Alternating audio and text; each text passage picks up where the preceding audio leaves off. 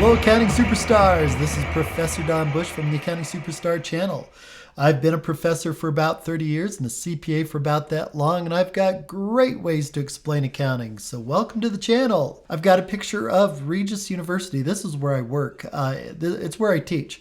And the semester is coming up pretty soon. I'm going to have to start preparing for classes. So a lot of work ahead. And also, just for fun, you can see these musical instruments in the background. I think you can see guitars, and there's some drums back there too.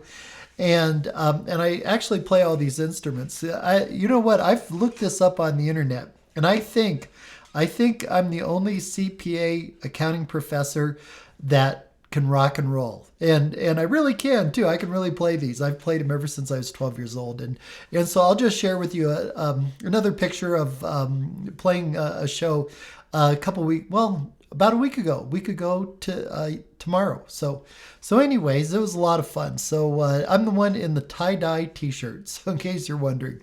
The rest of the people are in the band. So let's get started. So today's lesson is about the inventory turnover and days in inventory.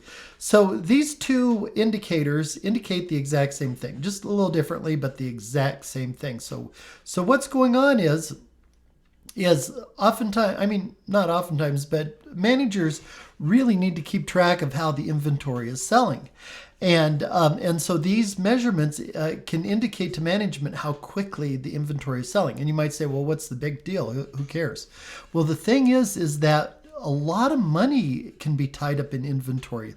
Lots of money. And this all requires financing, or if you don't have financing, you better be pretty wealthy and have a lot of money to buy this inventory to sell. And so all this money is tied up in inventory. And at Home Depot, for instance, in each Home Depot store, there could be millions and millions of dollars of inventory, probably several $1,000,000. I remember when I was in college a long time ago, I mean a million years ago, and Home Depot was just starting. And while I was working my way through college, I worked at Home Depot. And one day when I was really bored, I just roughly estimated how much inventory was on one of the rows or one of the aisles. And I estimated that there was easily $1,000,000 worth of inventory in one aisle. And this was back in the early 80s when $1,000,000 was worth something, you know? And anyways, it's important to keep that inventory turning, keep it moving. And in fact, the faster you can get it moving, the less inventory you got to carry. And also you'll have less money tied up in that inventory too.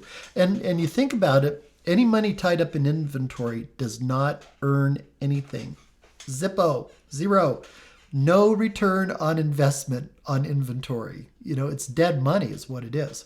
So here's the formula, folks. Here's the formula for inventory turnover. It's really easy.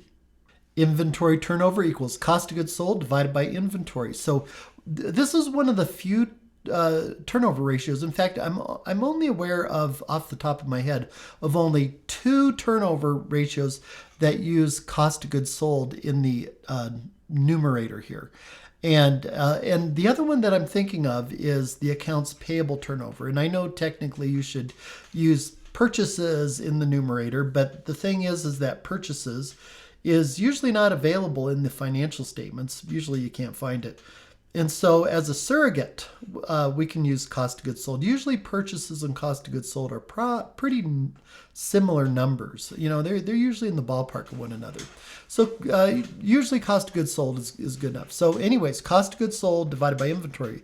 And you might say, well, why the heck do you use cost of goods sold? Because, you know, all these other turnover ratios, you have sales in the numerator. So why cost of goods sold? Here's why. It's real easy.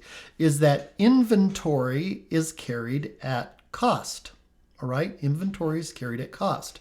And so rather than sales, we're going to use cost of sales. So cost of inventory, cost of goods sold. Get it? Cost of inventory, cost of goods sold. So that's how you can remember it. So there you go. So the next indicator, which indicates the exact same thing, is days in inventory. And all we do is take 365 days. Why 365 days? Because that's the number of days in a year.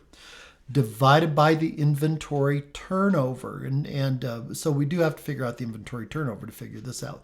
But these two indicators indicate the exact same thing. It's just that the result is in a little different format. Actually, I like days in inventory better. It makes a little more sense to me. So here's what we're going to do. We're going to figure it out for the Sunset Sailboat Company. The Sunset Sailboat Company makes beautiful sailboats. Here we are. I've got the financial statements down here in the bottom section. These are the financial statements for the Sunset Sailboat Company. And up in the upper area, we're going to do the calculations. So it's real easy. So first of all, we need cost of goods sold. So here is cost of goods sold. You can find it on the income statement. So we need these numbers right here. There we go. And let me get the right thing here. So there we go. Okay. So cost of goods sold. So for the first year, cost of goods sold is $524,000. Put it right up there. Second year, $875,200. There we are. $1,580,000 and $2,050,000. There we go. All right. So we got our cost of goods sold. So I'm just putting it right up there. So what we're going to do is we're going to go down and grab the inventory. And inventory is a current asset. And assets are found on the balance sheet. So here we go. Inventory. There it is. Right up there. So what we're going to do is we're going to just simply transfer the $180,000 up above. And the $310 right up above. So there we go. $405,000 and $540,000. So that's all right there. So to figure out the inventory turnover, all we have to do is divide. So 524 divided by 180, there we go, 2.9. And we would do that for each and every year. So we would just go 875,200 divided by 310,000 would be 2.8, so on and so forth. Now, it looks like the inventory turnover is staying fairly stable, but it has gone up a bit. And the whole thing about inventory turnover is that we want the turnover to be as quick as possible. That way we're selling the inventory. That way we're not tying up our inventory in, dead money in inventory. So we want it spinning quickly. So the bigger the number, the better. One thing you can do is compare these ratios with close competitors. Now, it's not as easy as it sounds. And the reason why is there's never, ever, ever two identical companies. The companies are always different. It doesn't matter who they are. And, Captain Jack Sailboats, maybe they're a larger company. Maybe they have a different marketing strategy. Maybe Captain Jack Sailboats sells really super high-end sailboats. Who knows? But all those considerations would make the ratios different. And so you got to, when you compare competitors together, you got to be really careful about it. So let's see what the turnover ratio is for the first year for Captain Jack. Well, 5.6. Man, it's spinning there. It's cruising, at least compared to the Sunset Sailboat Company. And then in the second year, even a little faster, scooting along a little faster. That's even better. What about the third year? Third year, 4.5, slowed down a bit. And in the fourth year, slowed down a little bit more. So if I were the management of Captain Jack's, I wouldn't settle with saying, hey, we're better than the Sunset Sailboat Company. I wouldn't do that. I'd say, why are we slowing down? Why are we slowing down? Because when the inventory turnover slows down, that means you're having more and more money tied up in inventory. So not good. And it doesn't earn you any money. Plus, usually inventory is financed and you have to pay interest on this money. Down in the bottom section here, we'll calculate the days of inventory. It's really easy. We've already done all the hard work. So 365 days goes up above here. So 365. Why 365? Well, the reason is that's how many days there are in a year. Inventory turnover. Well, we figured out the inventory turnover for the Sunset Sailboat Company, and the inventory turnover here is 2.9. I'm getting the number right from, let me put that in a different color, right from there. So inventory turnover, 2.9. For the next year, 2.8. Next year, 3.9. 3.8. All right, so you just copy down the inventory turnover. So to get the days in inventory, all you do is take 365 days divided by the turnover. And in this case here, we get 125. So what does 125 mean? Well, 125 means it takes 125 days on average to sell their sailboats, okay? On average. Some sailboats sell faster, some sailboats sell slower. On average, 125. So let's see what it is for the next year. 129 days. So it's taking a little longer, which means we have this money tied up in inventory for 4 more days. You might say, well, what's the big deal? What's 4 more days? It's a big deal. It's a lot of money here. It could be millions of dollars, you know. So for the next year, do a little division, and we get 94 days. 94 days. Quite a bit better. 96 days. So that was a tremendous drop. And so management might want to find out, what can we do to improve this? All right, what can we do to improve it? Let's check out Captain Jack's days in inventory. Now, to get Captain Jack's days in inventory, all we would do is take 365 days, divide it by the turnover. That's all we do. So here we are, 65, 63, 81, 85. So things are slowing down for Captain Jack's. And we knew that already because we could tell that their turnover was slowing down. And now it's taking more days to sell their sailboats, because these two indicators indicate the exact same thing. All right. So coming down here to the next section right here. So what does the inventory turnover and days in inventory indicate? Well, let's see. Number 1, it measures how quickly a firm converts inventory into receivables, okay, and then subsequently into cash. So we're turning the inventory into receivables, because usually with most, a lot of businesses, most businesses, is they'll sell their inventory on credit, and the customers take time to pay the money. So it speeds things up. Second thing, inventory is often average. Now, this is something I didn't bring up in the video so far at all. But in your textbook and your professors, they'll teach you what you want to do is take your beginning inventory plus ending inventory, divide it by 2, and that's going to be your inventory, all right? Like right up here. Do you see inventory right here?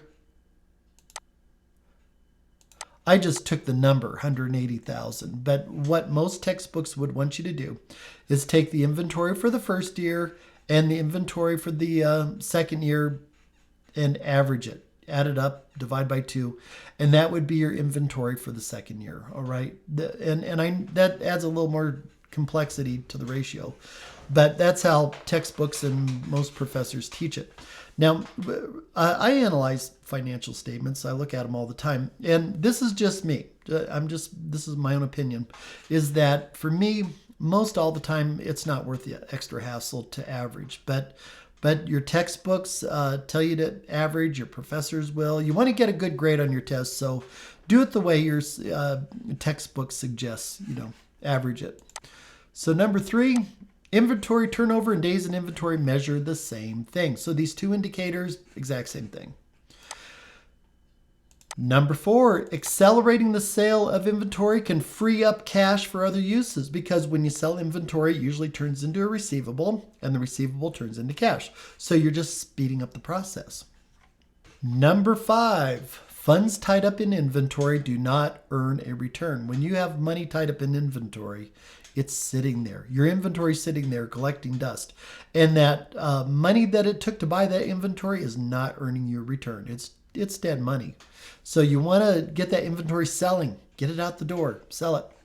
So lastly, I've looked at the inventory turnover ratios for a few different companies. And I think what I'll do is I'll unsplit the screen. What I did is found the inventory ratios, the inventory turnover, days in inventory for businesses here, just so we could compare. And these are 4 very different businesses, and there's no way to compare them directly. They're just so unrelated. So inventory turnover for Walmart, I looked it up and it turned out to be 9.1. So the inventory turns over 9.1 times a year. And so what that means is on average, something sitting on its shelf turns over 9.1 times every year. Now, I have an easier time with the days in inventory. That makes a little more sense to me. And so I like that one better. So we get 40. So how do we get 40? All you do is take 365 days, divide it by the turnover, 9.1, and you get 40 days. So what this means is on average, something sits on the shelf for 40 days at Walmart. Now, some things sit on the shelves for maybe 2 days, like produce. Walmart sells apples and bananas and spinach and potatoes. And so those kind of things need to sell fast. Fresh baked cookies need to sell fast. On the other hand, Walmart has some tools and probably auto parts and other things that probably take 2 years to sell. So, but on average, 40 days.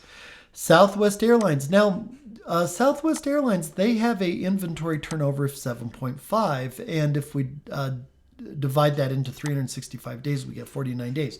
And I was trying to think, well, what kind of things do they have in inventory there? And I was wondering, and I'm not really sure because I've never looked into Southwest Airlines financial statements carefully. And so I was thinking, well, are they the peanuts, that the flight attendants give out? Is that the bottles of beer or something that they keep, or could it be the jet fuel or something? I don't know, but these are the results I got for Southwest Airlines, and we'd have to look it up. Apple Computer, you might know more about Apple Computer than I do, but their inventory turnover was 39 times, so it's pretty fast. And if you take 365 days divided by 39, you get 9 days. So their inventory just zoom, it flies out the door. So there you go. Coors, let's see what Coors is. They make beer 7.8 times a year. And if you take 365 days divided by 7.8, you get 47 days. Now with Coors, their inventory includes the barley and the hops and the yeast and all the ingredients that make beer. And it probably includes the beer that has been made, but it's probably aging. I think one time I made homemade beer and they suggested that it age 8 weeks, and I started drinking it after 6 weeks, and it was really awful. But the beer that waited 8 weeks was a lot better. So I know that beer has to age a little bit, not too long. It's not like wine, but it needs to age. So anyway, so these are 4 different companies with 4 different inventory turnover ratios. So hope you found that interesting. So anyways, check out the website, accountingsuperstars.com. I've got all the videos listed by topic. Also, hit the subscribe button, hit the like button. That way YouTube knows that you like these videos. Also, it'll encourage me to make more videos too. And I appreciate it. That way I know you like the videos. So hit that like button, and over and out.